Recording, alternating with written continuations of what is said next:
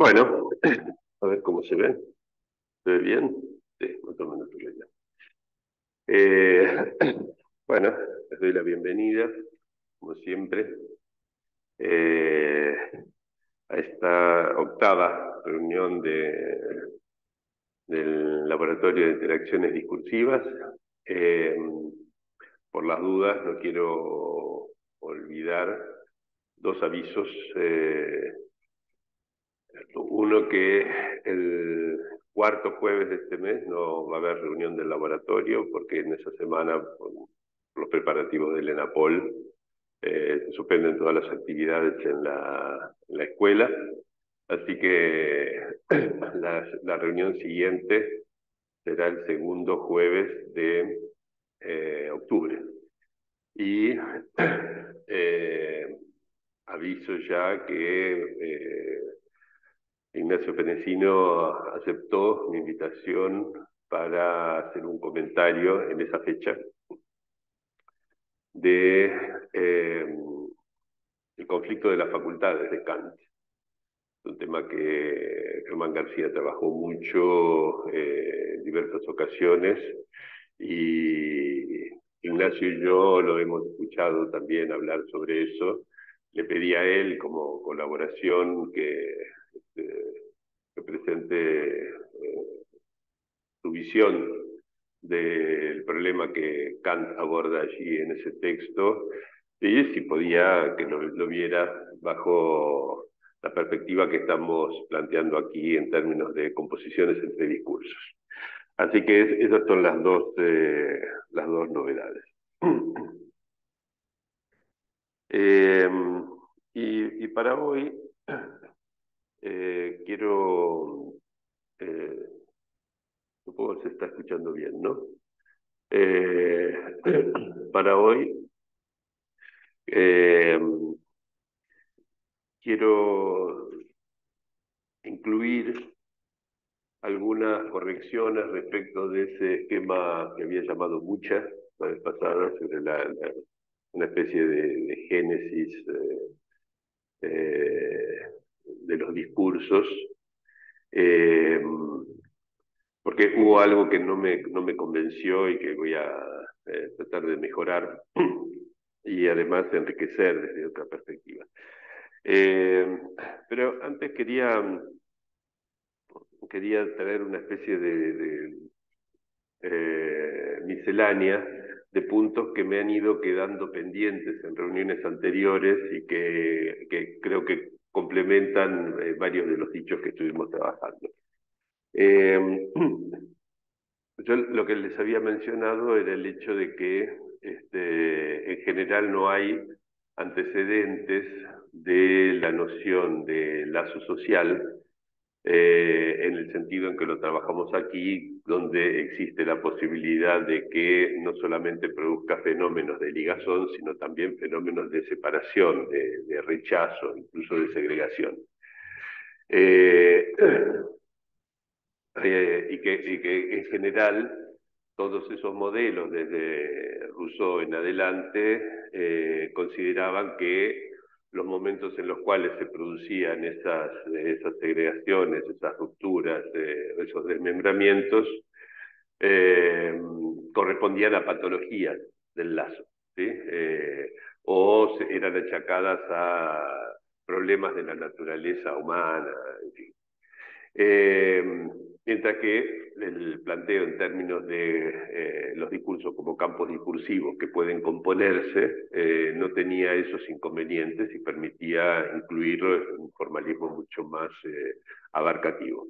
Sin embargo, me di cuenta de que, aunque no fue un teórico del lazo social, por lo menos de manera directa, Schopenhauer incluyó una imagen, que incluso fue tomada por Freud en algún lugar, que es la famosa imagen de los erizos o los puercoespines, ¿sí? Que en resumidas cuentas lo que decía era que un conjunto de puercoespines, debido al frío, se reunían para darse calor unos a los otros, pero que al acercarse mucho se pinchaban entre ellos, y por lo tanto debían mantener una distancia, ¿no? Es decir que esta idea de encontrar como una distancia justa da la imagen de un campo que liga entre sí a los puercoespines, de manera tal que a veces los atrae y a veces produce un rechazo entre ellos. O sea que por lo menos la imagen de, de, de los puercoespines o erizos, erizos es como lo toma Basols en su libro de la política para erizos, es algo que podríamos considerar, aunque sea como un mínimo antecedente de esto, ¿no? Eh, y yo creo que es importante tener presente estas formas discursivas que aglutinan segregando, ¿no? Es decir, que tienen los dos efectos al mismo tiempo, ¿sí? Eh, son de la mayor importancia, me parece, para pensar la época, para pensar la política, ¿no? Es decir, los medios de comunicación, por ejemplo, constantemente aglutinan segregando, ¿sí? Construyendo un enemigo, por ejemplo, ¿no? Eh, la difamación también sirve de esa manera, ¿no? Es una manera de indignar a un conjunto de personas que se reúnen en la indignación, ¿sí? A partir de el repudio que puede surgir incluso de la difamación de una persona o de un conjunto de personas, ¿no? Bueno, esto es uno de estos puntos de la miscelánea que me habían quedado pendientes en reuniones anteriores y que quería incorporar. La segunda cuestión tiene que ver con algo que surgió en el martes, conversando con una gente que me había invitado de Chiapas, de México, este, y, y que tenía que ver con la manera de leer la fórmula de la sexuación, tal como Lacan la presenta en el seminario 19. Es un tema que a mí me interesa mucho, que he discutido de varias maneras, y que he comentado, digamos, en diversas publicaciones, pero nunca desde la perspectiva que surgió en esa discusión allí, que es lo que quiero comentar ahora, ¿no? Que es el hecho de que esas fórmulas no se refieren exclusivamente a lo que ocurre con un sujeto, ¿sí? Porque se refieren a eh, colecciones de sujetos, ¿sí?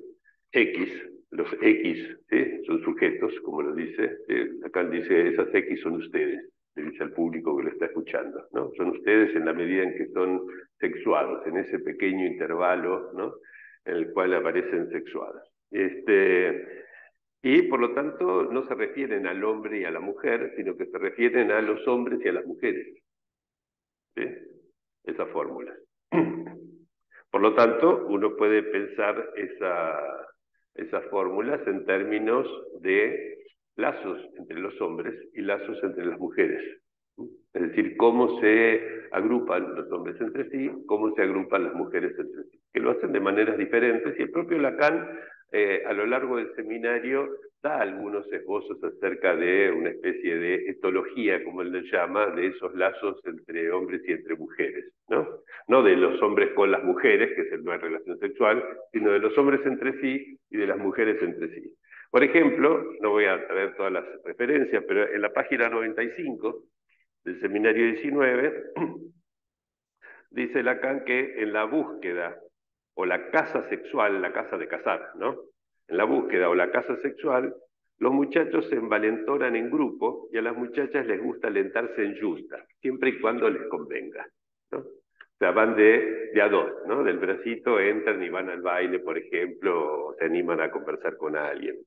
Bueno, digo, es entretenido, digamos, el modo en que él lo plantea, pero muestra que Lacan está preocupado no por lo que ocurre con un hombre o con una mujer, ¿sí? En términos de la sexuación, sino algo que hace al agrupamiento entre ellos, ¿sí? Y, eh, y en este sentido es importante tener en cuenta dos cosas eh, que se pueden ver a la luz de el, eh, la estructura del discurso del amo, tal como podría funcionar en el lado izquierdo de la fórmula de sexuación. ¿Sí? Ese lado izquierdo de la fórmula de sexuación tiene una estructura que podemos escribir así. Existe algún x para la cual no se cumple la función phi de x. ¿Se ve ahí? ¿Aparece el pizarrón? Yo no lo veo desde aquí. ¿Sí? ¿Se ve? Y después, para todo x, phi de x, ¿no? Digamos, sería el lado izquierdo de la fórmula de sexuación, ¿no? Donde los x aquí reunidos, ¿sí? Son sujetos, ¿sí? Lacan lo aclara, ¿sí? Los x son los sujetos, ¿no? Una manera estándar de leer este par, ¿sí? Es, por ejemplo, homologarlo con el mito freudiano de la horda primitiva, donde todos los X serían los machos de la horda, ¿sí? Que recibirían, digamos, una pérdida de goce marcada por este significante phi mayúscula, ¿no? Y el único que no tiene la pérdida de goce sería ese macho alfa, que es la excepción dentro del conjunto, ¿no? Entonces, esta sería la fórmula del padre, esta sería la fórmula del clan de hermanos, ¿no? Es como la forma más sencilla de darse una imagen de lo que puede Lacan estar diciendo aquí, ¿sí?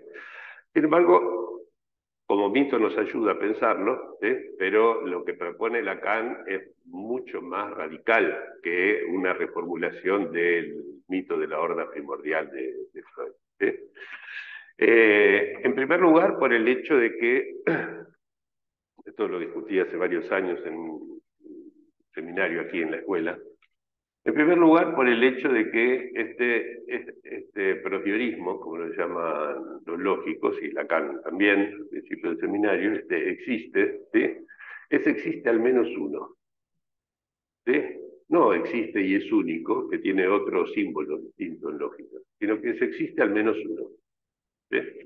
Y ese existe al menos uno, ¿sí? Quiere decir que puede haber uno, efectivamente, pero también podría haber dos, o tres, o cinco, o mil, o un millón, o incluso la totalidad de los X podrían estar bajo el símbolo no phi de X, porque existe al menos uno, no tiene límite. ¿Está? Podría ser que incluso todos fueran no phi de X, ¿sí? Y esto es algo que dice acerca de la sexualidad masculina algo mucho más rico que la lectura en términos del mito de la horda primordial, ¿sí? Porque, ¿qué quiere decir esto? ¿Sí? La lectura cambia de signo, ¿sí? Se podría leer en términos de todos los que están en este lado, ¿sí? Todos los que están en este lado son aquellos que tienen phi, ¿sí? Es decir, que funcionan como portadores del falo y por lo tanto esto podría darles la seguridad acerca de su virilidad, ¿no es cierto? Pero esa virilidad está amenazada por la posibilidad de que alguno, y no se sabe cuál es, ¿sí? Alguno de ellos pueda estar marcado por no phi. Y entonces, ¿cómo hacer para saber si ese que está marcado por no phi no soy yo? ¿Sí?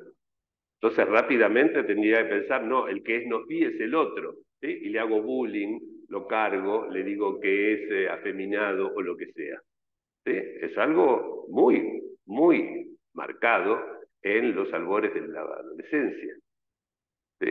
Estos juegos en los cuales se marca al otro varón, ¿sí? Como diciendo, no sos tan macho como deberías serlo, ¿no? Es decir, que la virilidad está constantemente amenazada por esta función de no phi de X, ¿sí? Porque cualquiera podría ser, ¿sí? De hecho, ¿qué dicen las mujeres hoy en día? Ya no hay hombres, ¿no es cierto? Ya no hay hombres. ¿Qué quiere decir? Que tal vez este no phi de X se ha contagiado a la parte viril de la humanidad de manera tal que han quedado todos arrasados. ¿Mm? Bueno, eh, en fin, entonces me parece que esta es una lectura, ¿sí?, que también muestra qué tipo de lazo se da entre los que están del lado viril de la fórmula, como se lo llama, ¿sí?, y da una estructura del lazo social que incluye este no phi de x como factor de segregación. ¿Ok? Bien, es como para desarrollarlo, no lo voy a hacer aquí porque nos llevaría por carriles muy interesantes, pero un poco separados de lo que estamos tratando de ver, que es la interacción entre distintos discursos, la composición, mejor dicho, entre diversos discursos. Ahora sí voy al esquemita eh, de despliegue, digamos, de los diversos discursos a lo largo de la historia, para corregir y ampliar algunas cosas de lo que yo había dicho. Yo inicialmente lo escribí en la forma, a ver si se ve aquí, M-U-C-H-A, que sonaba muy lindo porque era mucha, ¿sí? Eh, ¿No? M de metre, U de universitario, C de capitalista, H de histérico y A de analítico. ¿Ok? Después le agregué un 2, no me convencía, porque ahí había que poner en algún lugar el discurso científico, ¿sí? Pero en realidad estaba cometiendo allí una mezcla de lenguas, ¿sí? Porque esta M está en francés, como todas las otras letras, y acá C de científico no iba. Entonces tenía que ponerle una S, que es como se dice scientifique en francés, empieza con S.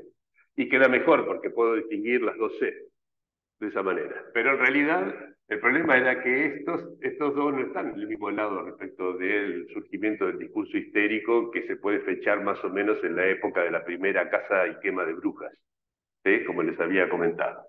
Sino que está uno antes y otro después. Primero es lo que se llama la acumulación originaria capitalista, la caída del medioevo, la protesta, ¿sí?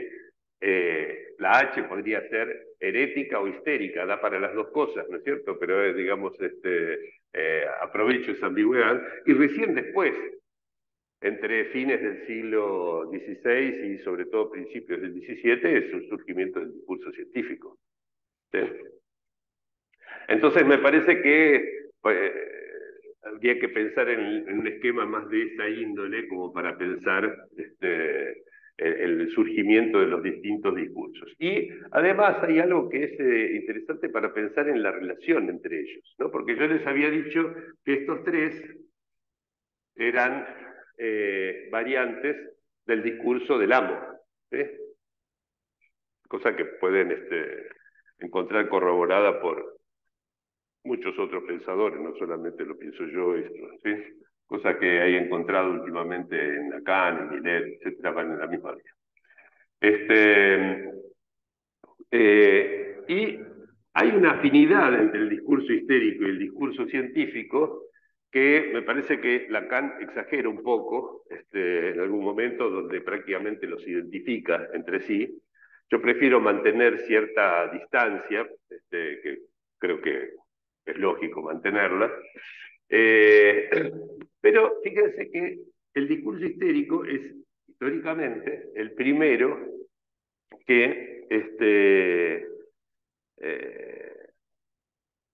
pone en tela de juicio la autoridad del amo. ¿Sí? Es el primero. O sea, hasta ese momento, obviamente el discurso del amo no se ponía en tela de juicio a sí mismo, el discurso universitario era siempre un aliado del amo, ¿sí? Podía aprovechar las disputas entre amos, ¿sí?, la brecha entre amos distintos, pero no pone en tela de juicio el amo en calidad de tal, digamos, como autoridad.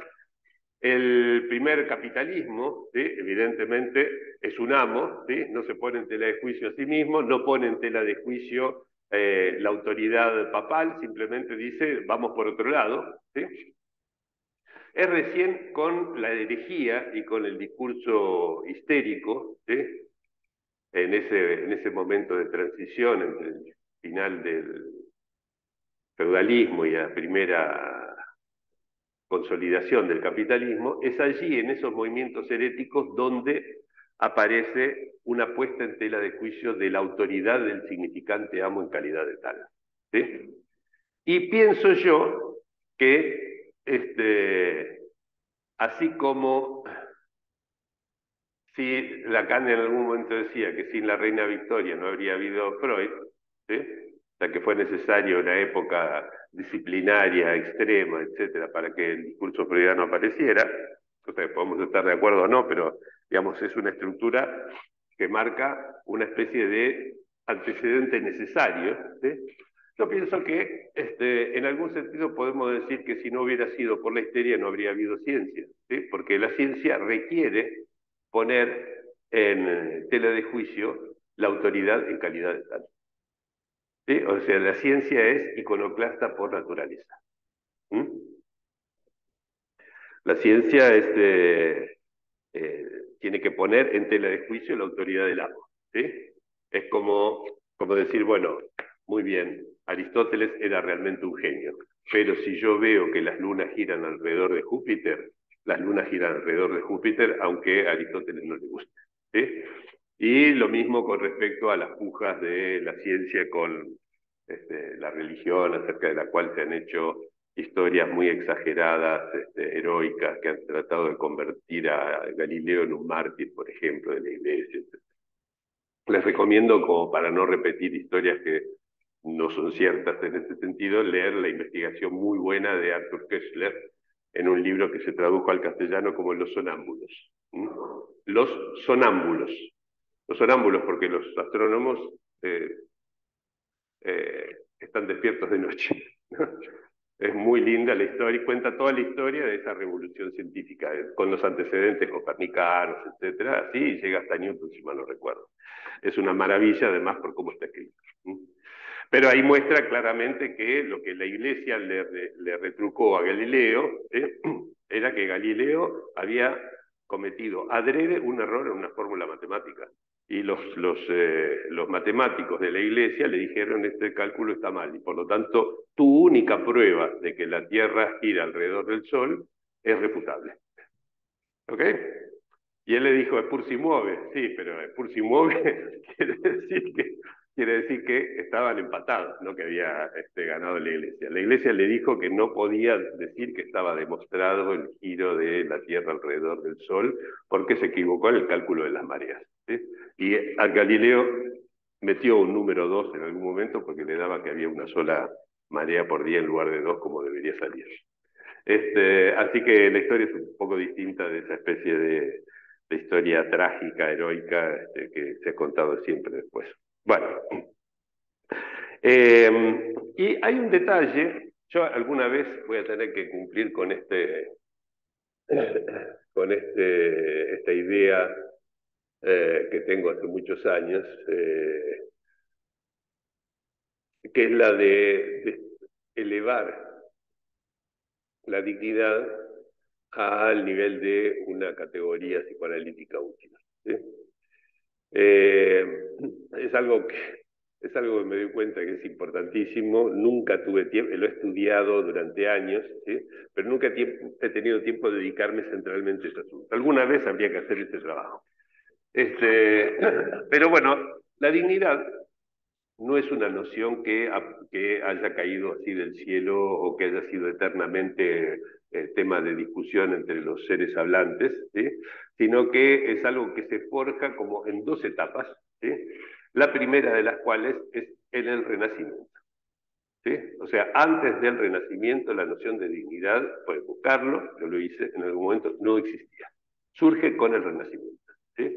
Y el Renacimiento está en ese movimiento, ¿sí? Donde se producen tanto la primera acumulación capitalista, la quema de brujas, las herejías, etcétera, ¿sí? O sea que hay algo allí en ese movimiento que pasa del último amo, ¿sí? Al primer cuestionador del amo, ¿sí? Que son los que están en esta serie, ¿no? La histeria, la ciencia y el discurso analítico, ¿sí? En ese movimiento, ¿sí? Aparece el Renacimiento y con el Renacimiento la noción de dignidad. ¿Sí? Eh, o sea, allí, digamos, ¿no? Sobre todo en este momento del pasaje de las herejías y de los movimientos que desembocaron en la Casa de Brujas hasta el periodo previo al nacimiento de la ciencia. ¿no? Fines del siglo XV. Bueno, habría que hacer alguna investigación al respecto, realmente hasta ahora no tuve tiempo de hacerlo. Todas estas cosas tienen que ver con los discursos, las interacciones discursivas, siempre con un solo discurso o el cambio de un discurso al siguiente, que es todo lo que ya conocemos, un poco enriquecido, ampliado. Pero paso ahora al tema central que me interesa este año, que es cómo se componen los discursos entre sí debido al hecho de que producen efectos en cada uno de los cuerpos que están inmersos en dos o más discursos, ¿sí? Produciendo esos enloquecimientos, desgarros, etcétera, de los que hemos hablado en otras ocasiones.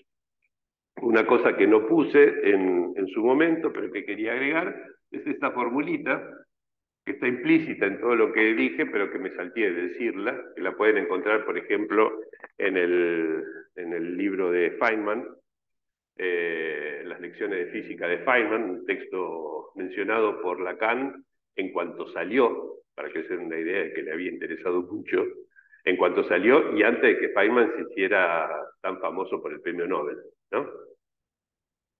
¿Conocen ustedes a Feynman? Si vieron Oppenheimer, era el que tocaba el bongo, ¿sí?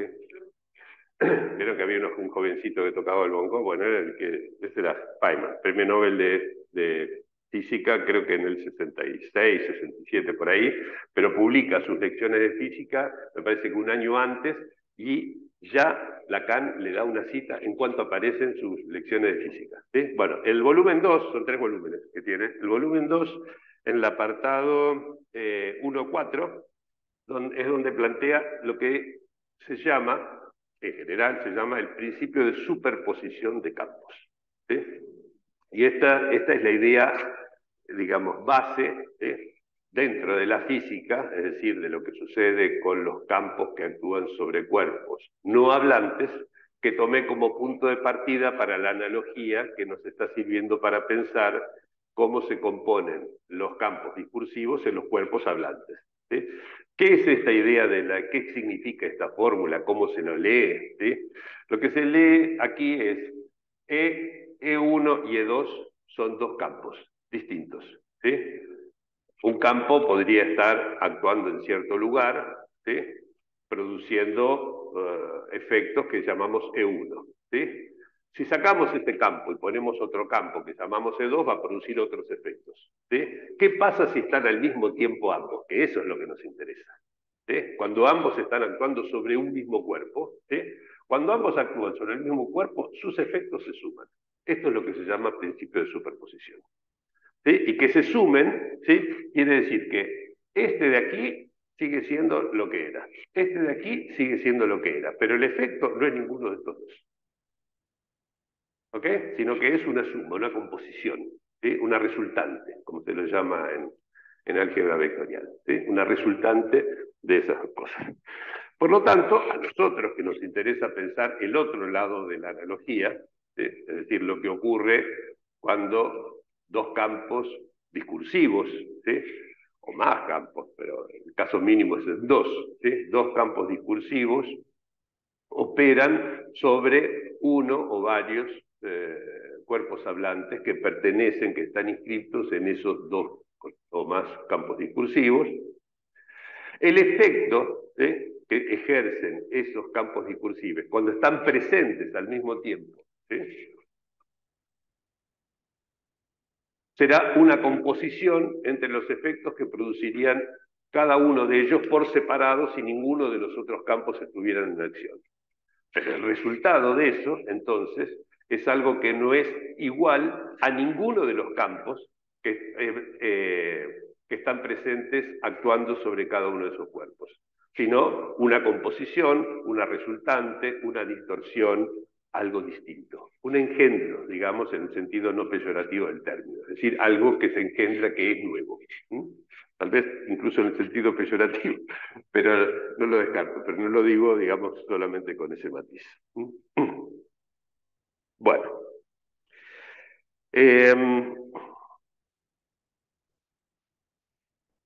la siguiente cuestión vinculada con esto, ¿sí?, derivada de alguna manera de este problema. Hace muchos años, creo que a la vuelta del Congreso de París del 2014, Escribí un artículo que estaba inspirado en un trabajo que había, sí, creo que era un testimonio que había dado Brodsky allí, en París, y una entrevista que le habían hecho a Miller en el Teatro Soranó el año anterior, solo que yo lo escuché después, ¿sí? Después de volver de París. Eh, lo que planteaba, digamos, el trabajo de Graciela Brodsky, no lo voy a volver a comentar porque no tiene sentido, pero me llevaba a mí a hacerme la pregunta de qué pasaba cuando en la experiencia analítica se encuentran el santón del analizante con el santón del analista. ¿Qué pasa con esos santones? ¿Sí? ¿Hay alguna forma de interacción? ¿Se crea un santón nuevo que es propio de los dos? ¿O se anudan de alguna manera? ¿No? Puedo tomar ese artículo a posteriori como un antecedente que se podría leer con esta perspectiva. ¿Sí? Con la perspectiva de una interacción, una composición, mejor dicho, entre dos discursos. Porque el caso de Brodsky no lo voy a resumir, pero comentaba una gaffe que había ocurrido en una experiencia con un paciente, y que tenía que ver con algo promovido, digamos así, por su propio resto sintomático, ¿no? Entonces lo que ella decía, hay que tener en cuenta muy bien, digamos lo que decía, ¿no? Tenemos que tener en cuenta nuestros propios restos sintomáticos en la experiencia analítica, etc., ¿no? Pero había habido allí un efecto de distorsión, ¿sí? Hoy lo leo así, ¿sí? Es decir, que la intervención que había tenido, que había hecho en ese momento, que había sido efectivamente una gaffe, y ella lo presenta de esa manera, ¿sí? Esa intervención tenía que ver con que algo había interferido en la experiencia viniendo de otro lugar. Bueno, es un problema más viejo que el psicoanálisis, más o menos, ¿cierto? Pero Freud, en los escritos técnicos, insiste con eso, ¿no? Que no nos dejemos guiar por nuestras propias expectativas e inclinaciones, ¿no? Bastante trillada ya esa frase y el problema mismo. Pero bueno, no se puede pensar que esas metidas de pata que solemos tener, porque las tenemos todos los días, ¿sí? Que solemos tener, tienen que ver con introducir algo que corresponde a un discurso ajeno al discurso del analizante, ¿sí? Y que corresponde a nuestra propia rumiación consciente o inconsciente. ¿Sí? Digo, es para pensarlo en términos generales. Y la segunda cuestión, que sobre esa me quiero detener un poco más, es en esa charla, esa entrevista que le hacen a Miller en el Teatro Soranó, que le han invitado por Cristina Angó, que había publicado la novela Una semana de vacaciones, y al principio de esa entrevista Miller hace muchos comentarios sobre esa novela. Allí Miller dice, bueno, los dos personajes de la novela son él, el padre, ella, la hija, ¿sí? Es una relación incestuosa, una iniciación sexual de la hija por parte del padre. Es una novela cortita, aburrida, pero que se lee en un rato, digamos, debe tener 100 páginas. Eh, y dice, aparecen mencionados como él y ella, solamente, los protagonistas, que son esos dos, ¿no? Él y ella, ¿sí? Y dice, podemos pensarlos como ese uno y ese dos, ¿sí? Y por lo tanto, ¿sí? Lo que tenemos es una dimensión interfantasmática común, ¿no? O sea, no se trata de el fantasma del padre visto de la perspectiva de la hija, ni algo de la hija vista desde el padre, sino que hay una dimensión interfantasmática común. Y me gustó eso. Por eso el artículo le puse como título la dimensión inter, porque aparecía lo intersintomático con TH, ¿sí? Y lo interfantasmático. Está en internet porque está en una revista, creo que salió en una virtual, si mal no recuerdo. Bueno, y salió en una compilación que se llama La ética como brújula clínica, eso en papel. Bueno, entonces, lo interesante, digamos, de ese planteo es que, lo interesante por lo menos para mí, para pensar de una manera renovada y volver sobre esos problemas de lo intersintomático y lo interfantasmático, es el hecho de que ahí hago un intermedio, ¿sí? Planteando cosas de la física cuántica, ¿sí? Porque en la física cuántica se puede invertir esa relación tan clásica para nosotros, que es la idea de que primero están las partículas y pues después están los campos, o primero están los individuos y después están los lazos sociales, ¿no? Cosa que todos los sociólogos, desde Durkheim en adelante, trataron de dar vueltas siempre, ¿sí? O sea, pensar en primer lugar el lazo social y luego la individuación como un proceso que se puede producir o no eventualmente, ¿no? A grandes rasgos, no es mi especialidad la sociología, pero por lo que recuerdo de mis estudios al respecto, creo que la gran crítica de Durkheim a Rousseau es precisamente al tomar como punto de partida el individuo en lugar de tomar como punto de partida la sociedad, ¿sí? Bueno, hay muchas discusiones riquísimas al respecto, pero también nos alejarían del asunto. Pero lo que me parece importante de este planteo es que la noción de campo discursivo, ¿sí? No necesita presuponer la antecedencia de los cuerpos hablantes respecto de los discursos. O sea, rompe con ese problema del huevo y la gallina respecto de esto, porque uno podría decir, bueno, pero ¿no son los cuerpos hablantes los que producen el discurso? Sí, pero al mismo tiempo es el discurso el que constituye los cuerpos hablantes como tal, ¿no? Entonces, ese problema se disuelve como un falso problema si tomamos la analogía de las interacciones entre las composiciones entre campos, siguiendo el principio de superposición de campos que les mencionaba recién, porque estos campos son producidos por las partículas que a su vez son producto de los campos. O sea que la circularidad allí es natural y no es paradójica. ¿Sí? Bueno.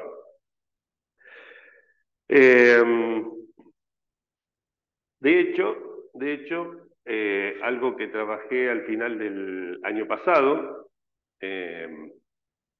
como una especie de primera aproximación al problema de la composición entre dos discursos en un único cuerpo hablante, fue el olvido del nombre Signorelli, estudiado por Freud en 1898 y después incorporado como primer capítulo de la psicopatología de la vida cotidiana. Una relectura de ese olvido, de esa formación del inconsciente, como le llama Lacan, que no requiere suponer la noción de represión, ¿sí?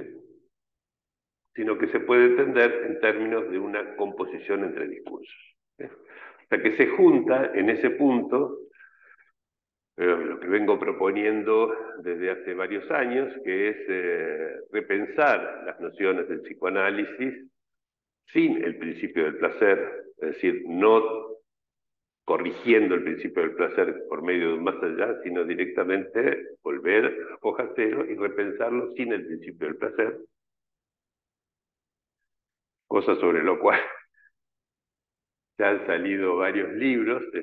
Salió el de Retoquecitos para Freud sin principio del placer, luego Retoquecitos para Lacan sin principio del placer, y me acaban de anunciar que mañana va a salir el tercero, que se va a llamar El sinsentido del síntoma, que reúne, por así decirlo, los desarrollos del año pasado sobre la relación entre transferencia inconsciente y síntoma, sin suponer la existencia del principio de placer. ¿Qué queda? Digamos? ¿Cómo se piensa eso? ¿Qué consecuencias clínicas tiene?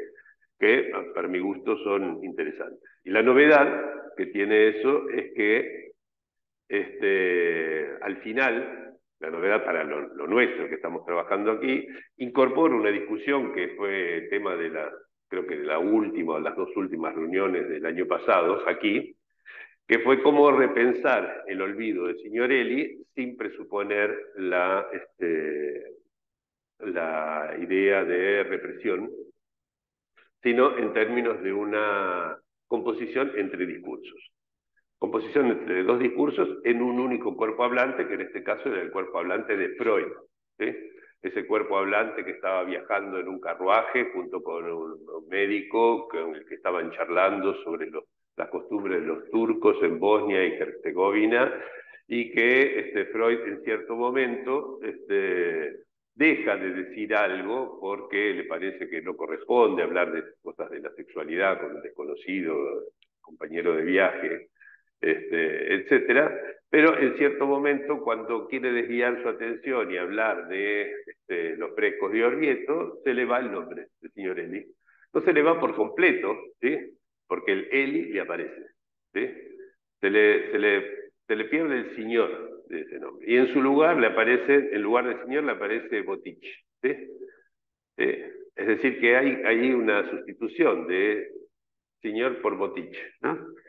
Y también le aparece otro nombre que es más desconocido para él, Voltrafio, ¿no? Etcétera. Bueno, una manera de pensar, no voy a desarrollar eso, pueden leer después con tranquilidad, pero una manera de pensar eso en términos de interacciones entre discursos es, tenemos el discurso tal como lo planteaba Lacan desde función y campo de la palabra, es decir, como polifonía. ¿Sí? Polifonía quiere decir varias voces, ¿no? Como en un pentagrama. Creo que la metáfora del pentagrama la usa ahí mismo también Lacan. ¿Sí? O sea, voces que se alinean, digamos, en las diversas líneas de un pentagrama, ¿no? Bueno, tenemos el discurso que Freud estaba manteniendo, el discurso concreto que Freud mantenía en ese momento con su interlocutor, y además tenía las cosas en las cuales estaba rumiando, estaba penado por el suicidio de un paciente que se había matado por tener una enfermedad sexual incurable, o sea, ahí se juntaban la famosa muerte y sexualidad, ¿sí? En ese recuerdo penoso que había recibido cuando pasaba por Trafoy, ¿no? Y aparece después Trafio entre los resultados de todo esto. Bueno, podemos pensar en la existencia de un discurso efectivamente pronunciado, el discurso concreto, como lo llama Lacan en Función y Campo de la Palabra, ¿sí? Y después otro discurso al cual él no le prestaba atención, pero que estaba allí, ¿sí? Es decir, los pensamientos acerca de las costumbres de los turcos, las costumbres sexuales, que no iba a mencionar, el suicidio del paciente, que, ¿no? Es decir, otro discurso, ¿sí? Y en determinado momento se produce un chisporrotazo, ¿sí? Y se intercambia, por así decirlo, un elemento de aquí, señor, y un elemento de aquí, que es Botich, Trafoy, etcétera, ¿sí? Y se produce como una especie de fragmentación de la palabra que no importa, digamos, el esquema hago un esquema parecido al de Freud, solo que lo completo con algunas cositas más, etcétera. Pero quiero subrayar sobre todo este fenómeno que se produce aquí, de intercambio de partículas significantes entre una línea de discurso y otra línea de discurso. ¿Sí? Porque ese intercambio, que por supuesto podríamos pensar como hace Lacan, como una sustitución, ¿no? Una metáfora. ¿Sí? Aparece una cosa en el lugar de otra, ¿no? Y es la forma en que Lacan lo piensa, por ejemplo, en instancia de la letra. Y dice que la metáfora entonces es el modelo de la represión, porque la represión en Freud que es un desalojo por sustitución, ¿no? Una cosa viene a reemplazar otra cosa. ¿Sí? Sí, así es como lo hemos pensado siempre, solo que con la noción de represión de Freud que es necesario como uno de los mecanismos de defensa porque debido al principio de placer, etc. ¿Cómo justificamos esto sin principio de placer? O sea, ¿cómo? Porque el hecho existe. ¿Sí? Se produce esta especie de estallido de un discurso y de aparición de fragmentos de otro discurso en ese lugar. ¿Sí? En términos de composiciones entre dos discursos me parece que se puede pensar bien, e incluso lo que viaja de un discurso al otro se puede pensar como partículas, ¿sí? Que hacen un intercambio entre las dos líneas de discurso. ¿Sí? Si ustedes googlean, ¿sí? Por ejemplo, no lo voy a hacer acá, ¿sí? Pero googlean la frase diagramas de Feynman, ¿sí? Feynman escrito así, ¿no? Los diagramas de Feynman, escribí bien, falta una N acá, ¿no? Feynman. Los diagramas de Feynman, pongan diagramas de Feynman y van a ver esquemitas que tienen todas la pinta de esto, ¿sí? Es decir, una línea, otra línea y entre medio unas cositas así que significan intercambio de partículas, ¿sí? Así es como funciona la física cuántica. O sea que cierro el bucle, ¿sí? De las pinceladas cuánticas de las que hablaba en la dimensión inter, ¿sí? Y puedo repensar, no lo voy a hacer ahora, pero podría repensar esa dimensión intersintomática e interfantasmática, ¿sí? En términos de el intercambio de las partículas portadoras de un discurso hacia otro discurso. Lo dejo para que ustedes maduren la idea, etcétera. Pero voy a seguir otro sesgo para que vean la riqueza que puede tener esta noción. ¿Sí? Sí, cómo no, cómo no. Sí. Bienvenido a los comentarios. Sí. ¿Sí, ahí no hay cuerpo en dónde? ¿En esto? Sí, claro que hay cuerpo. Sí, por supuesto. Sí. Esto no podría ser si no hubiera un cuerpo en el cual estuvieran sostenidos los dos discursos.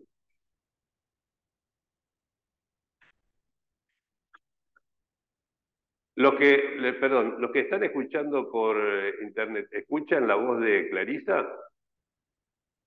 No se escucha. A ver, vamos a No, ponerlo no se un poco escucha, más, no se escucha. un poquito más cerca. Dale. No, yo preguntaba si en la explicación del caso del olvido, ¿no? Sí. Del nombre, me parece que cómo introducir el cuerpo, porque estaba como, me parecía que se hablaba de, bueno, esa sustitución de las palabras, los segmentos de los significantes que aparecen, Sí. y ahí, bueno, Freud no pone el cuerpo, ¿no? No sé, no sé. Bueno, No sé. pregunto. No sé, me parece que cuando él se plantea, por ejemplo, un prurito moral, ¿sí? Diciendo no debería hablar de sexo con un desconocido como ¿sí? Ahí lo que está presente no son las ideas ni las palabras, sino un cuerpo hablante, que se dirige a otro cuerpo hablante. Y además esto no se sostiene en el aire, sino por el hecho de que estos dos discursos están en un mismo cuerpo hablante. O sea, sin el cuerpo de Freud esto no ocurre. Ese es el punto. Digamos, no veo yo que este fuera un fenómeno, por ejemplo, que podría llegar a ocurrir, por ejemplo, entre dos líneas de programa de un chat GPT, digamos, o de inteligencia artificial. O sea, esto requiere sí o sí.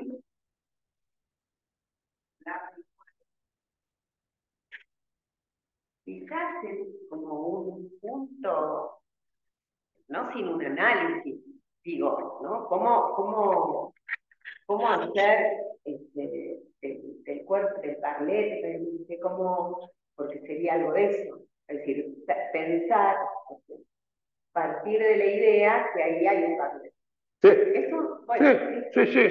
Eso para mí está en el punto de partida. O sea, recuerdo que la analogía que estoy planteando, ¿sí? Es analogía entre lo que ocurre en los cuerpos no hablantes de la física y los cuerpos hablantes de nuestros discursos. ¿Sí? Y además estoy diciendo, los discursos no interactúan entre sí, solo lo hacen en cada uno de los cuerpos que están sometidos a la acción de esos discursos. O sea, sin los cuerpos esto no ocurre. Es una condición absolutamente necesaria, ¿sí? La existencia de un cuerpo. ¿Sí?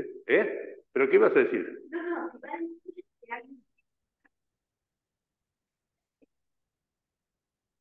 Sí. Sí. A partir de que uno, digamos, pasa por una experiencia donde está tocado por el...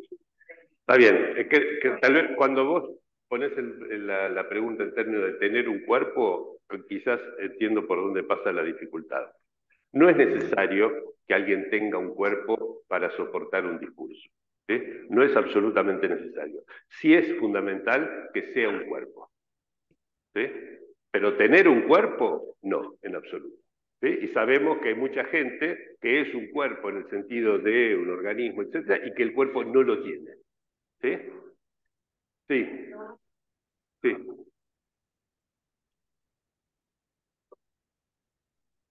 ¿Se Entonces, me escucha? sí, Cuerpo,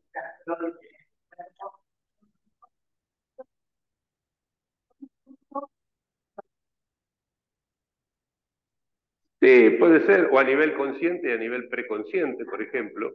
Sí. Creo que Marco Alfieri quería decir algo, solo que no sé cómo Sí. hacer para que lo escuchen Ah, todos. Así que voy a tener que traducir. Claro, porque escucho acá, pero no sé cómo hacer para que se escuche. bien. A ver, ¿Hago la pregunta? a ver un segundito, ¿eh? Un segundito. A ver que bajo la mano de... A ver, ¿podés hablar ahí? Hola, hola, ¿se me escucha? ¿No se escucha? Sí, sí, yo te escucho. Y porque estamos conectados, pero no deben escuchar los de la sala. Ah, ¿en la sala no se escucha? Claro. No, estoy viendo que aquí en la sala, vamos a ver un segundo, ¿eh? A ver ahí. Hola, hola, ¿se me escucha? Hola, hola. No, no lo No. conseguimos, así que Hago la pregunta y la retransmito, Gerardo. dale. Bien. Cuando vos hablabas de la definición de discurso que da Lacan en Función y Campo y mencionabas la polifonía, yo recordaba un poema de Whitman que se llama Canto a mí mismo, donde él dice más o menos esto. Eh, Me equivoco, sí, soy muy amplio, contengo multitudes. Entonces yo encontraba cierto parentesco entre la polifonía, el contengo multitudes, haciendo el cuerpo de soporte a una multiplicidad de significantes provenientes quizás de una diversidad de discursos, la definición de Baltimore de inmixción de otredad, Ujú. digo, encuentro cierto parentesco en esto. Entonces, a ver si vos podés despejar un poco si hay, digo, si en cada síntoma, si un equívoco no puede ser ya una composición discursiva. Sí, O sea que, bueno, digo, lo que está diciendo Marco voy a ¿qué diferencia traducirlo. habría entre la Espera que si no, no composición voy a y el poder contexto? traducir, no voy a poder Ah, reproducir tanta cosa porque me voy a olvidar. bueno, Cuando hablaba de esta polifonía, Marco recordaba el poema eh, de Canto Whitman. de mí mismo, de Walt Whitman, Sí, ¿no? Eh, sí. donde dice, ¿cómo era exactamente? Me equivoco, soy muy amplio, Me contengo equivoco, multitudes. me equivoco, soy muy amplio, contengo multitudes, ¿no? Bueno, muy lindo.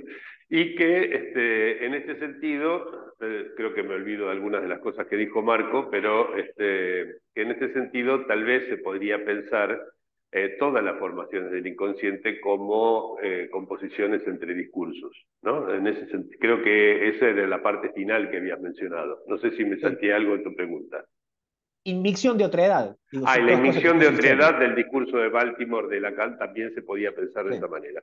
Yo estoy convencido de que sí, y de hecho es algo que me propongo desarrollar en los próximos años. Creo yo que la juntura entre pensar el psicoanálisis sin el principio del placer y utilizar la noción de composiciones entre discursos es una beta de trabajo que va a llevar bastante tiempo desarrollar y que creo que vale la pena desarrollar. Eh, nos lleva a pensar las cosas de una manera diferente y clínicamente yo estoy encontrando ya las consecuencias, podríamos decir, que me permiten no meter la pata tan seguido. ¿Sí? Así que creo que sí, que vale la pena. Incluso para pensar cosas no antiguas, podríamos decir entre comillas, como el olvido del nombre señor Eli, sino modernísimas y a la paz, ¿no? Porque están de moda actualmente, como por ejemplo la diferencia entre inconsciente real e inconsciente transferencial, que ya debe haber bibliotecas de cosas escritas al respecto desde que Miller decidió resaltar esto en un texto brevísimo de Lacan, ¿sí? Que está en los otros escritos, ¿no? El de Les Dunlaps. Porque no traje acá el libro, pero por lo que recuerdo, dice, dice Lacan algo así como basta con que al lapsus se le preste atención para salir de ese inconsciente que es el inconsciente real, ¿no es cierto? Basta que se le preste atención, ¿no? Es re interesante eso, porque nos pasamos hablando del inconsciente transferencial y del super chic inconsciente real, ¿no es cierto? Pero damos tan poca bolilla a esa especie de ticket de viaje que es la atención, que es lo que hace que salgamos de uno y entremos en el otro, ¿no es cierto? Pues resulta ser que la atención es algo muy importante entonces, ¿no? Si es algo que nos saca del inconsciente real y por supuesto nos deja dentro del inconsciente transferencial, porque de ese no salimos a menos que hayamos terminado el análisis, con suerte, ¿no? Entonces, la función de la atención, vengo diciendo, debería ser objeto de una investigación seria, ¿sí? Y por ahora, Freud le dio muy poca bolilla, aunque la tomó ya desde el proyecto, dice cosas al respecto, etcétera, pero es muy poco lo que se ha hecho en términos analíticos para pensar la atención. Sobre todo teniendo en cuenta que la atención está gobernada por cierta economía. ¿Eh? Es evidente que cuando nosotros ponemos la atención en algo, lo sacamos de otro lado, ¿sí? Y ese un lado y otro lado tienen carácter de discursos, o sea que la atención está, por así decirlo, en ese lugar, ¿sí? Por donde se puede pasar de un discurso al otro, ¿sí?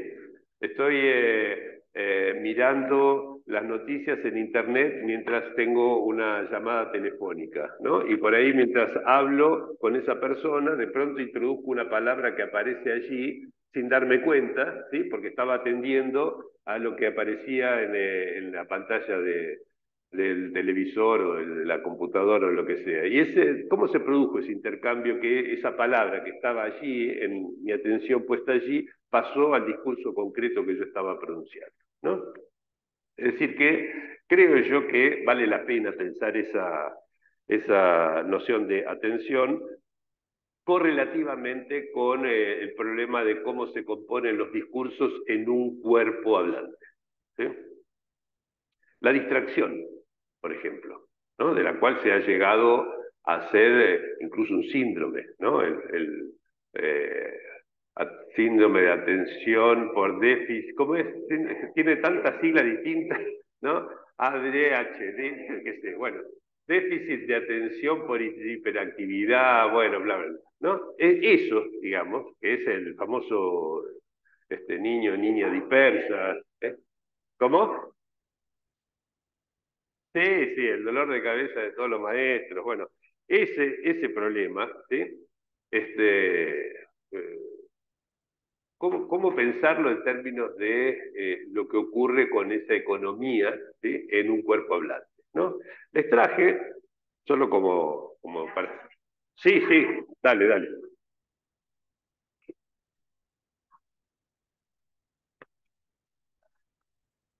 Espera que voy a ver si estando aquí cerca se escucha. ¿Escuchan lo que está diciendo Flavia? A ver. Vos dijiste que Feynman se refiere a superposición, ese Sí. es el término que usan. Sí. Vos hablas de composición Sí. interdiscursiva. Sí. ¿Es lo mismo? No, buena pregunta. Sí, buena pregunta.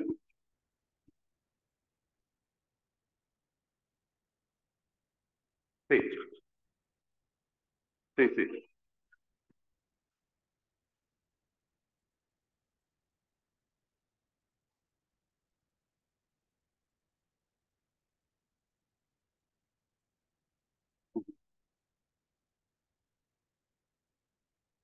Sí. Particularidades. Sí. Bien, ok.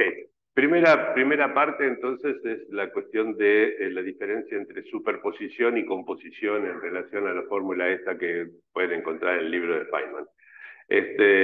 Sí, son dos nociones distintas, pero que están íntimamente relacionadas entre sí. O sea, gracias al hecho de que los campos, sean discursivos o de la física, ¿sí?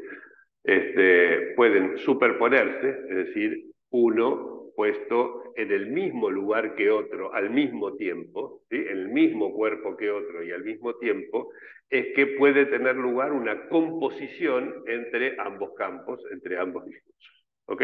Y esa composición es la que lleva esta fórmula. O sea, la superposición es el hecho, la composición es el resultado.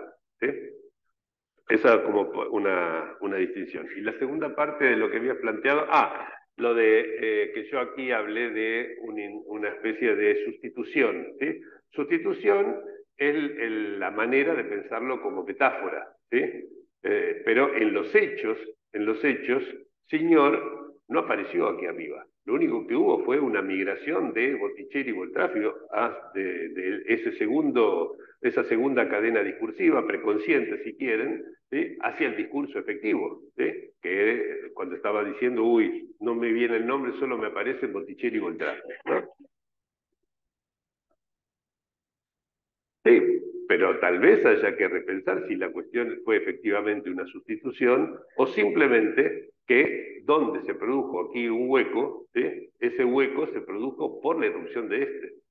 No es que este de aquí, señor, fue a parar abajo, que esa es la idea de fue reprimido, tirado hacia abajo, etcétera, la noción de Freud, ¿sí? Inclusive la noción de metáfora, ¿no? La noción de metáfora no es que desaparece un significante, sino que queda debajo del otro, y por eso le da ese plus de significación, etcétera. Sí, muy bonito, y podemos seguir manteniéndolo. Pero aquí hay algo que tiene un matiz distinto y que conviene considerar, pensarlo por lo menos, ¿sí? Que es el hecho de la irrupción, ¿sí? De un fragmento de discurso en el lugar del otro, ¿sí? Y ese en el lugar del otro quiere decir que este otro no aparece, pero tampoco es que aparece allá abajo, ¿no? Son distintas cosas.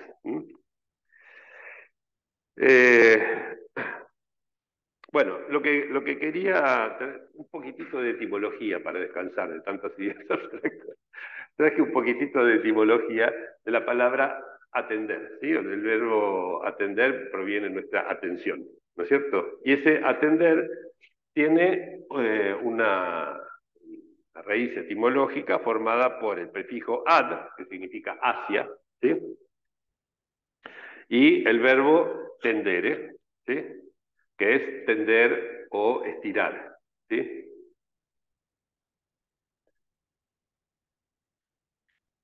El primero, ad, ¿sí? Lo tenemos, por ejemplo, en atañer, atentar, atusar, digamos, aparece bajo la forma at en castellano, ¿sí? ¿Eh? Ad, sí, delante de él, ¿sí? Se transforma en at, ¿sí? Y el verbo tendere tiene una raíz indoeuropea, las raíces indoeuropeas se anotan con un asterisco, ¿sí? Porque es una lengua inventada, digamos, conjeturada, ¿sí? Una raíz indoeuropea que es la partícula ton, ¿sí? De la cual derivan, ton, por ejemplo, deriva la palabra griega tonos, ¿sí?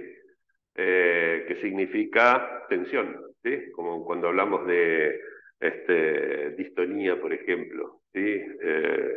O el tono musical que tiene que ver con la tensión de la cuerda, ¿no? El tono muscular, ¿sí? También. O palabras como tónico, ¿sí? O barítono, o etcétera. Digamos, todos tienen esta raíz, ton, ¿sí? Que tiene que ver con la tensión, ¿sí? Es decir, que esa palabra, ¿sí? Ya incluye, ¿sí? La noción de una tensión, ¿sí? Y de una direccionalidad, ¿sí? Y una tensión y una direccionalidad tal vez sean las maneras de pensar esta especie de flujo de partículas de un discurso hacia otro. ¿Ok? Es decir, que quizás lo que llamamos la tensión, ¿sí? Eso que puede ir de una cadena discursiva a otra cadena discursiva, ¿sí? Sea algo que nos permita entender cómo se produce esta economía, cómo se produce esa migración. Que en el caso de la física cuántica, es lo que estudió Feynman como intercambio de partículas o migración de partículas, etc. La parte de la física cuántica ni pienso explicarla porque ya sería irnos demasiado a un territorio demasiado abstracto. Pero sí les sugiero que miren, aunque sea googleen con Google Imágenes, diagrama de Feynman y se van a encontrar con un esquemita de esta índole, ¿sí? Del que yo puse aquí, ¿sí? Es decir, dos líneas y una especie de zigzag que va con una flechita de un lado hacia el otro. Bueno. No sé si había alguien más que quería intervenir desde el Zoom.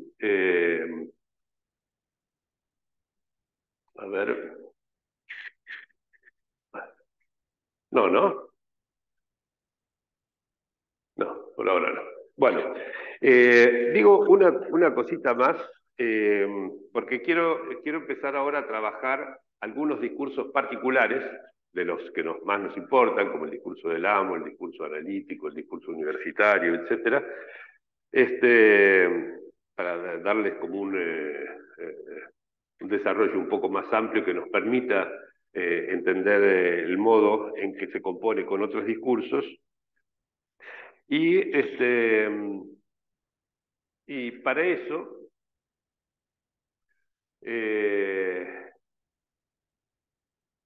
creo que un buen punto de partida es leer un par de textos, ya los mencioné varias veces, que son El Príncipe de Maquiavelo y el discurso sobre la servidumbre voluntaria de Lavoisier, ¿sí? Que son dos textos, los voy a poner adelante de la pantalla a ver si se ven así.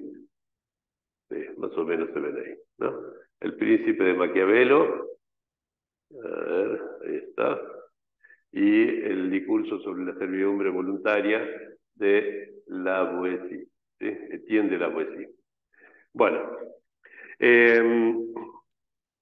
son dos textos que nos pueden ser útiles para pensar algunas cuestiones vinculadas con sobre todo con el discurso del amo. Y que es un discurso que conviene repensar por fuera de la matriz en la que siempre desde Lacan en adelante se lo ha pensado, que es siguiendo el modelo hegeliano del amo y el esclavo, ¿sí? El modelo del amo y el esclavo sirve para algunas cosas, pero distorsiona un poco la naturaleza del discurso del amo en otras cosas, y por eso que conviene ampliar un poco el campo de las referencias y mirarlo desde otros ángulos, ¿sí?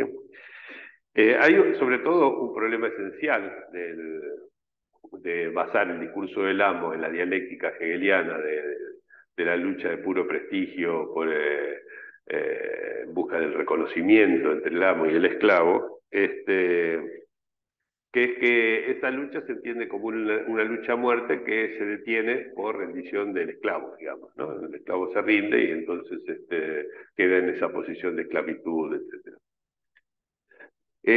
Yo pienso que es problemático en este sentido, que es que pone el acento en la fuerza y no en el significante, ¿sí? O sea, esa lucha a muerte por puro prestigio es una lucha que podría darse entre seres no hablantes, ¿sí? Donde el puro prestigio podría ser el macho alfa que finalmente se golpea el pecho porque ganó la pelea y conquistó a todas las hembritas bonitas. Pero no necesitamos en absoluto que haya un discurso que ligue entre sí al amo y al esclavo, ¿sí? De hecho, podía suceder esa lucha a muerte que llevaba a la esclavitud, por ejemplo, entre los griegos y lo que ellos llamaban bárbaros. Les llamaban bárbaros porque hablaban una lengua que ellos no entendían. Pero les parecía que sonaba como bárbaro, ¿no? Entonces, yo creo que ese es un gran inconveniente. Segundo, que lo piensa en términos de una relación uno a uno, ¿sí? Un amo y un esclavo, ¿sí? Cuando el gran enigma del discurso del amo es cómo puede ser que alguien que encarna un significante pueda ejercer ese dominio y ese poder sobre miles y millones de personas, ¿sí? Cuando, si fuera por cuestiones de fuerza, tendría por qué, ¿sí? ¿No? Muy fácil, digamos, se confabulan 4 o 5 y matan a alguien, como pasó con Brutus y Julio César, por ejemplo, ¿no? Bueno, es decir, el carácter mudo de esa lucha es lo que me parece un gran obstáculo para pensar el discurso del amo con el modelo del amo y el esclavo de Hegel, ¿sí? Además hay que pensar que lo que está en juego, esto sí Lacan lo menciona, es una elección de goce, ¿sí? Y particularmente teniendo en cuenta lo que Lacan no retoma al final, después de la tercera, que es que lo que elige el esclavo es el goce de la vida, ¿sí? Uno de los 3 goces básicos de la economía de la tercera, ¿sí?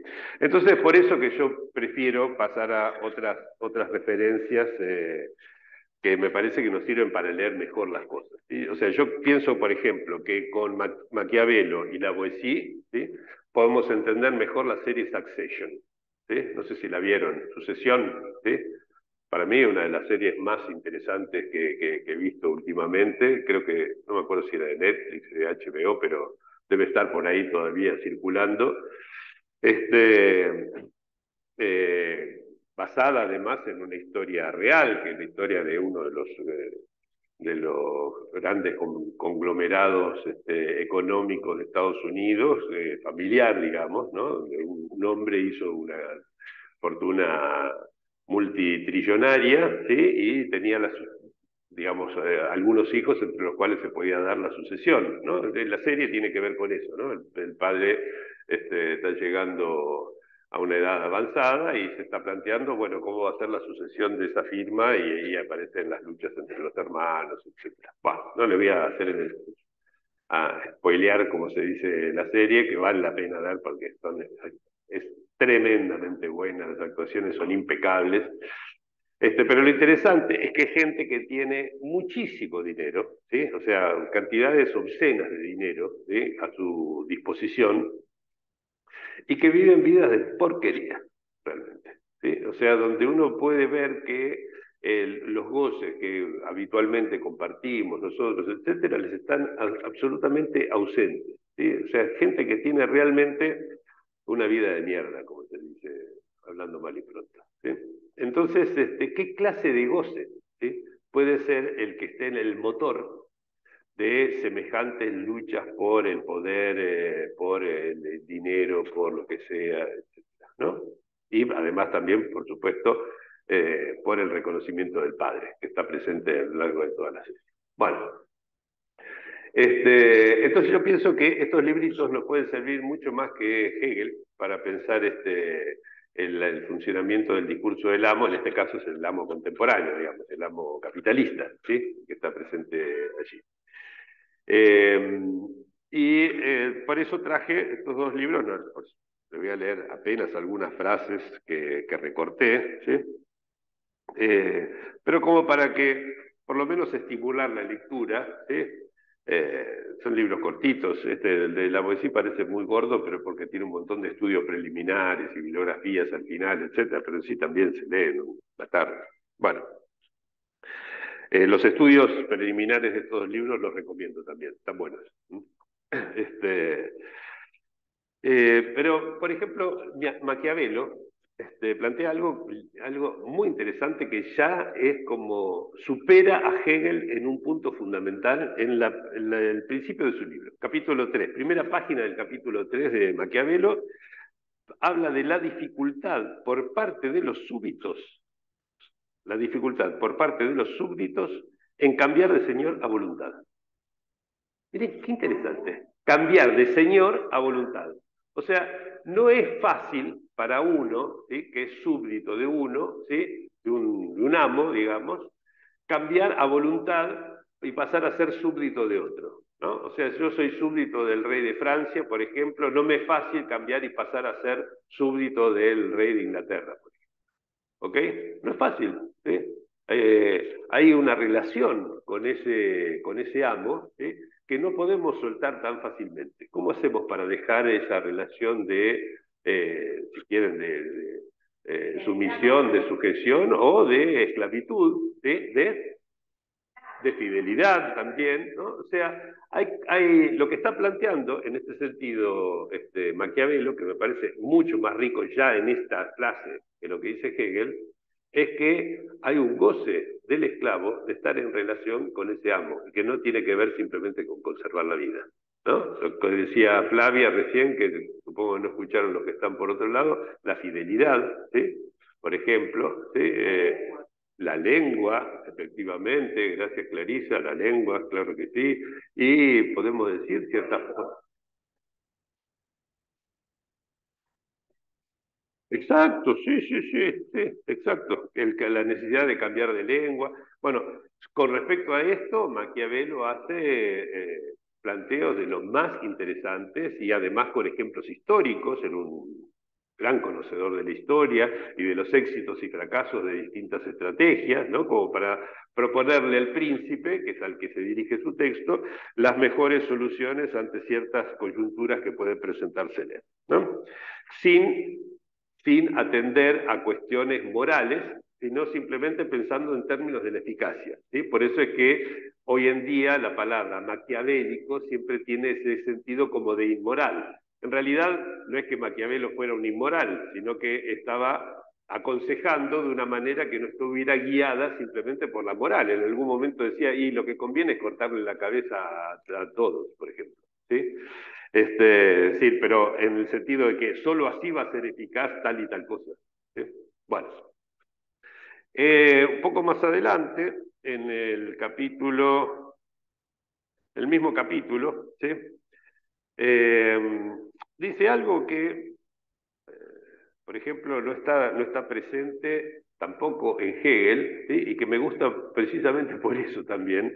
Dice, el ansia de conquista es sin duda un sentimiento muy natural y común, ¿no?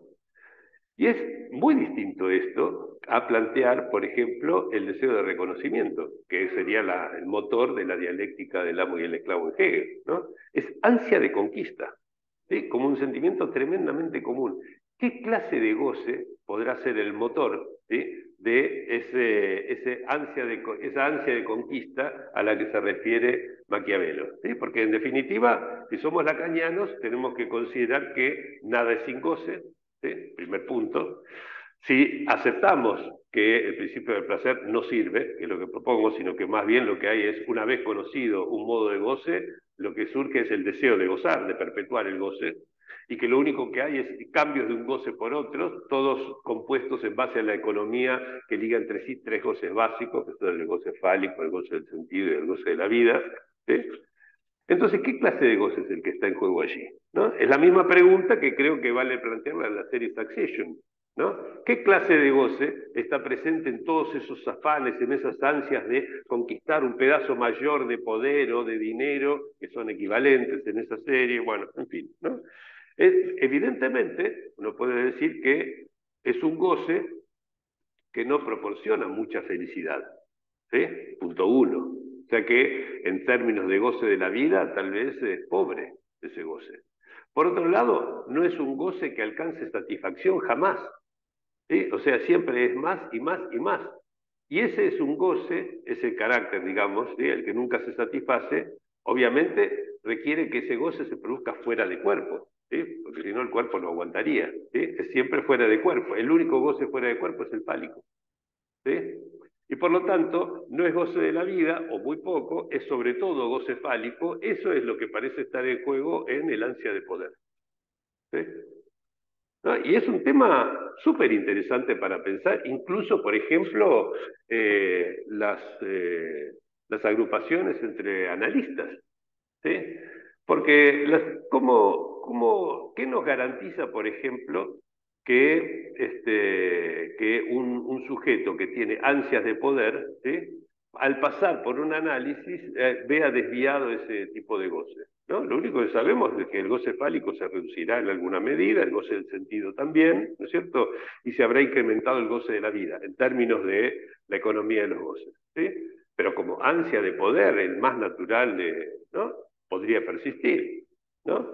Entonces, podría suceder, por ejemplo, que existieran sujetos que, digamos, donde ese modo de gozar, ¿sí?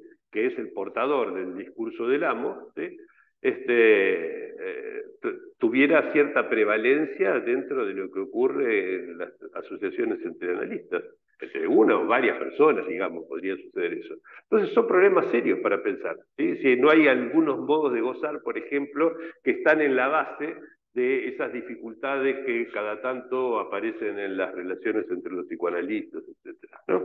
Bueno, cosas que me parece que la dialéctica del amo y el esclavo y el problema del reconocimiento, el deseo de reconocimiento, yo creo que no resuelven en absoluto, ¿sí?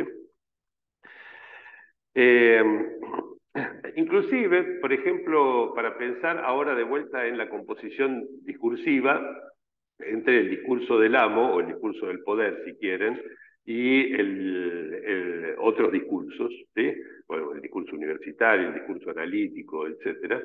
Es algo que dice Maquiavelo justo en la primera línea del capítulo 14. ¿Sí? Dice, un príncipe no debe tener otro objeto, ni pensamiento, ni preocuparse de cosa alguna fuera del arte de la guerra, etcétera. ¿Sí?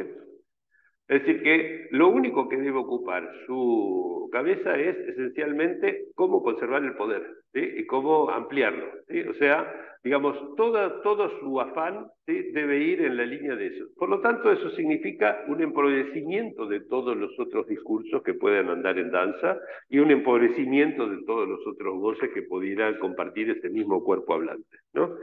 Y dice, en términos de los goces, por eso digo que es más rico todavía que Hegel, ¿no? Introduce el cuerpo, como decía Clarisa, ¿no? Introduce el cuerpo como sustancia gozante, ¿no? Eh, dice que lo contrario, no seguir ese consejo, dice, ha hecho perder el Estado a príncipes que han pensado más en los placeres mundanos que en las armas, por ejemplo, ¿no? O sea, es una elección de goce, directamente lo que está planteando, ¿no? Y por último, traje solamente 4 cositas para leerles, porque no me gusta andar citando tanta cosa, pero de vuelta, ¿no? Dice, se observa que los hombres, para llegar al fin que se proponen, esto es, y ahí lo define, ¿no? ¿A qué fin se proponen llegar los hombres? En general, dice, a la gloria y las riquezas. ¿Sí? Algunos proceden así, otros asá, etc. ¿No? Pero ¿a dónde aspiran? ¿Sí? Dice, a la gloria y a las riquezas. Es decir, a formas de hacerse el lugar de la excepción en el discurso del amo. ¿Sí? Hacerse amos capitalistas, amos de poder, etcétera, ¿no? Es decir, ir a ocupar ese lugar privilegiado de agente de alguna de las formas del amo, ¿no? Entonces me pareció interesante porque, digo, con la dialéctica del amo y el esclavo como modelo del discurso del amo nos quedamos muy pobres. Creo que Maquiavelo llega mucho más lejos que Hegel, a pesar de ser tantos siglos anteriores, realmente. Y de la Boétie, no sé si hay alguien allí que quiera, si hay alguien que quiere participar en el Zoom, que levante la mano, y te retransmito la palabra. Si no, sigo unos minutitos más. Creo que no por ahora. Bueno, y de la Boétie, al comienzo de su discurso, en este libro está en la página 5, dice que tener muchos amos es ser otras tantas veces en extremo desdichado, ¿no? Esto un poco que tiene que ver con lo que decíamos en algún momento de cuando un mismo cuerpo está sometido al efecto de 2 discursos del amo, ¿sí? Tironeado por 2 amos, ¿sí? Seguramente es desdichado en relación a uno y al otro, ¿sí? O sea, el efecto es una mortificación. Tanto es así que una charla que pensaba dar y que se reprogramó en Eslovenia, iba a llevar por título Formas no freudianas del malestar cultural, y yo creo que una beta muy interesante para pensar formas del malestar en la cultura no contempladas por Freud tiene que ver con esos desgarros producidos por la acción conjunta de más de un discurso en un mismo cuerpo, ¿no?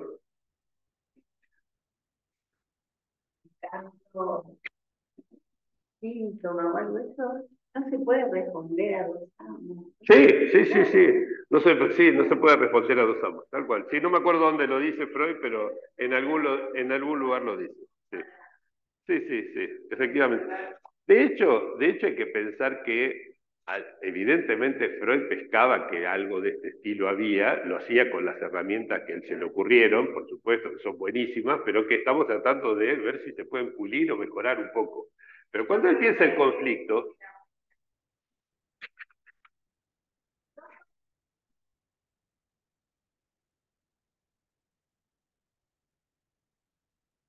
sí, estoy de acuerdo. Sí, con esta cuestión de que no se puede cambiar de amo así fácilmente. Sí, totalmente. Sí. Pero aún claro, y el peor de los casos sería que fueran 2 amos amados, ¿no? ¿Sí? En el caso de dos amos amados, ¿sí? Ya ahí es todavía mucho más complicado. Bueno, una cosita más. El problema que plantea la poesía, complementario, digamos, de lo de Maquiavelo, y que me parece también más rico que lo de Hegel, ¿sí? Es que dice, si 10, miles o más de 1 millón, ¿sí? Y miles de ciudades no se defienden de uno, ¿sí? El que está, el amo, digamos, ¿sí? Dice, esto no puede ser cobardía. ¿Sí? O sea, lo que no está en juego, digamos, no es una cuestión de cobardía, es decir, de el otro es más fuerte que yo. ¿Sí? No puede ser asunto de cobardía. Y esto me parece muy importante porque hay toda una vertiente de sacar las consecuencias del discurso del amo y pensar las cosas en términos de amo y esclavo, que lleva a pensar que el neurótico es un cobarde. ¿Sí? Y estoy absolutamente en contra de esa clase de aparece por todos lados, ¿sí? Por ejemplo, como que la neurosis fuera una defensa frente a lo real. ¿Y por qué necesitaríamos defendernos de lo real? ¿No tenemos agallas como para enfrentar lo real? ¿Sí? Digo, hay muchas cosas que llevan en la línea de pensar el neurótico como un cobarde, ¿sí? Y yo pienso que esto tiene cierta relación con la impronta que dejó sobre nosotros la idea del amo y el esclavo.